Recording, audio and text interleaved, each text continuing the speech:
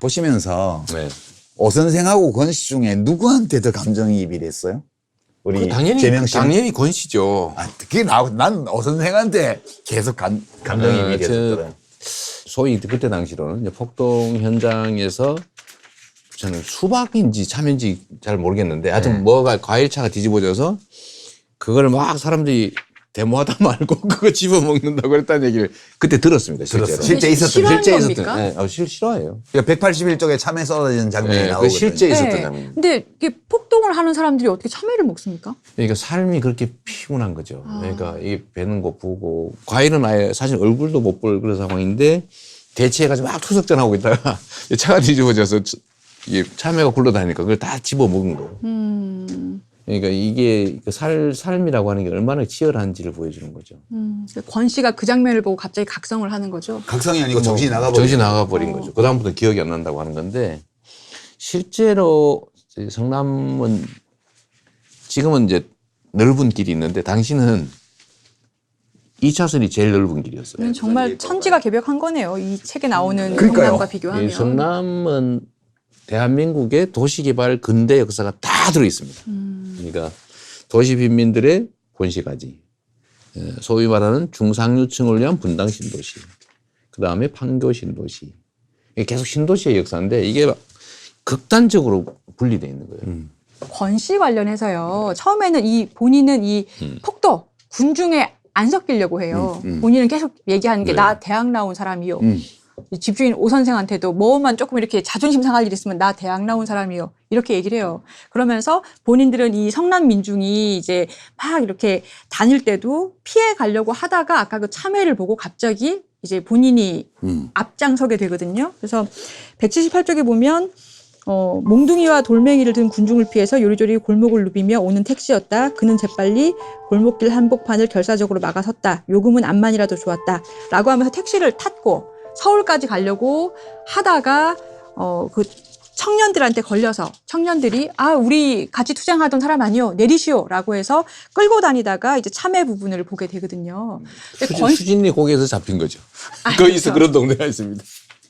그 권 씨가 처음에는 그러면은 이제 우리 대명님 보시기에는 왜 이렇게 군중하고 본인을 분리하다가 참외를 보고 두루루 굴러떨어지는 노란 참외를 그 이제 대치 중에 갑자기 막 미친 듯이 먹는 사람들을 보고 갑자기 이 앞장서게 되는 그 변화는 왜 생겼을까요? 뭐 사실 저도 그런 비슷한 느낌을 가질 때도 있거든요. 그게 이해가 되십니까? 네, 겁이 많은 사람이에요, 사실. 정말 겁이 많고. 누구나 다 그렇게 말해요. 아니 진짜로.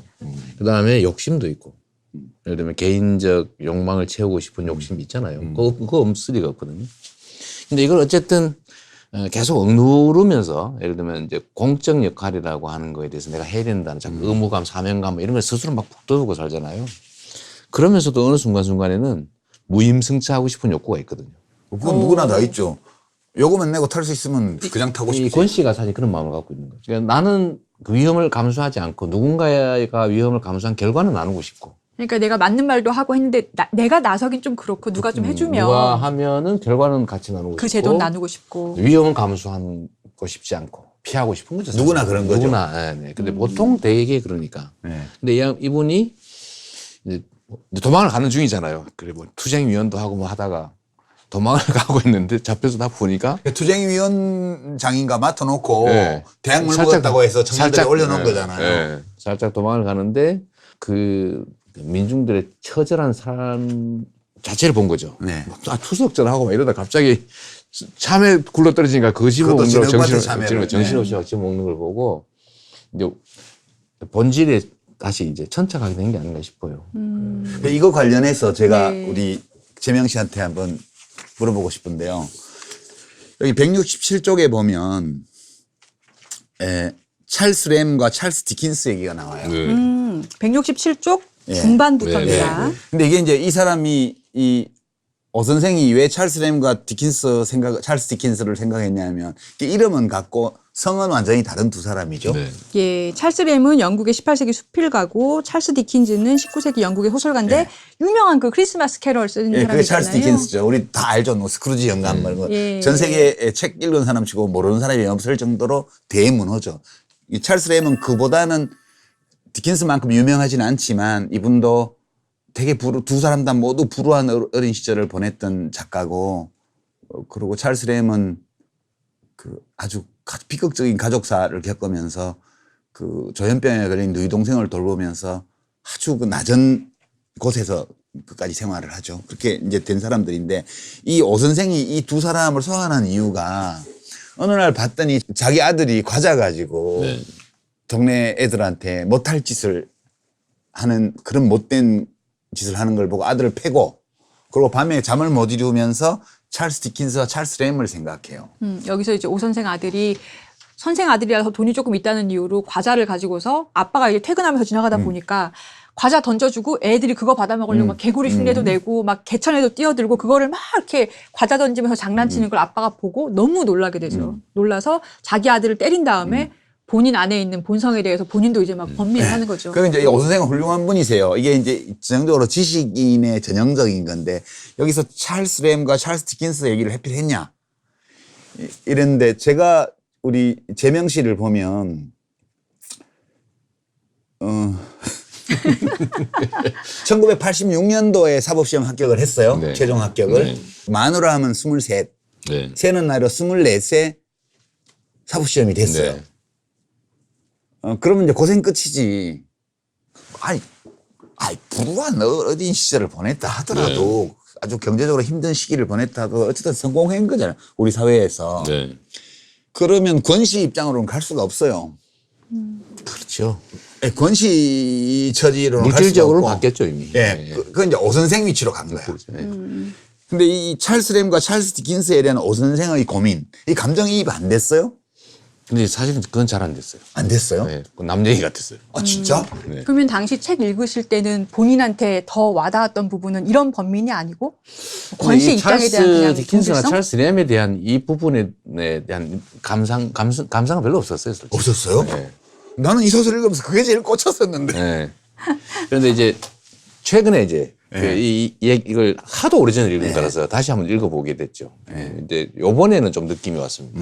그때 당시는 뭐 이런 게 있었는지 잘 기억이 안 날 정도였으니까요.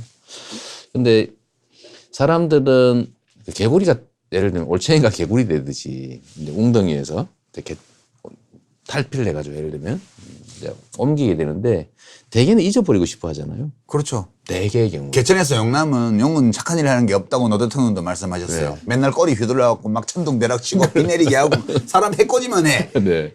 개천에서 용남인데 개천에 좋은 일을 하나도 안 해주고 맞아요. 용이 맨날 못된 짓만 해요. 우리 얘기해 보면. 대체적으로 실제 인간성이 그런 것 같아요. 기본적으로 그런 것 같은데. 사람의 본성이란 것이. 네, 네. 네. 근데 거기는 이제 역시 변하지 않는 사람들도 가끔씩은 있죠. 디킨스는 이제 자기가 성공했는데 감성으로 표현은 하지만 그 행동은 반대로 했잖아요. 그 심지어 반대로 했죠. 예, 뭐 애들 내쫓고. 네, 돈 달라 그러면 내쫓고. 아저씨 돈 줘요 이러면. 근데 램은 표현은 하지만 행동은 사실 또 그렇게 안 했다. 뭐 하지 못했던 것 같고 저는 그거 말고는 좀 더 벗어나서 행동하는. 그러니까 소시민으로서는 네, 네. 사실은 일상의 삶 속에서 그 권 씨 부인이 난산을 하고 있을 때 보증금 10만 원이 있으니까 10만 원은 빌려줘도 돼. 이래서 병원비를 내주는 게 램의 길이죠. 그렇죠. 뭐 이 사람이 할 수 있는. 그것도 당연히 순식간에 할 수 있어야 되는데 엄청나게 고민하면서 고민하잖아요. 내죠. 예. 그게 때릴까봐. 소시민이잖아요. 예, 때릴까봐. 그러니까. 아, 그 생각을 또 이번에 읽으면서 하셨군요. 네. 근데 저는 행동하는 게 더 중요하다. 그러니까 사실 못했잖아요. 이 사람도. 이게 소위 말하는 우리가 교과서에서 맨날 얘기하는 뿌띠 부르조아의 그런 한계를 보여주는 거죠. 양심이 있대 행동하기가 좀 어려운. 아니 행동할 힘이 없어요. 뭐 그래봐요. 아니 세입자 그 병원 수술비 10만 원을 그래도 물론 보증금이 있긴 하지만 10만 원 내주는 것도 훌륭한 거잖아요. 그렇긴 하죠. 그렇긴 한데 과연 기대치는 그래도 아닌 거지. 감정이입은 안 된다. 네네. 이 점이 저하고 이 재명 씨하고 굉장히 큰 차이인 것 같아요. 그래서 저는 사실 과격하다고 그러잖아요. 예, 별로 안 가격한데. 예, 아니 그러니까 사람들이 보기에 나도 가격하다는 말 정말 솔찬게 들었던 사람. 지금 누가 과격한가 지금 경쟁을 하고 계신데요.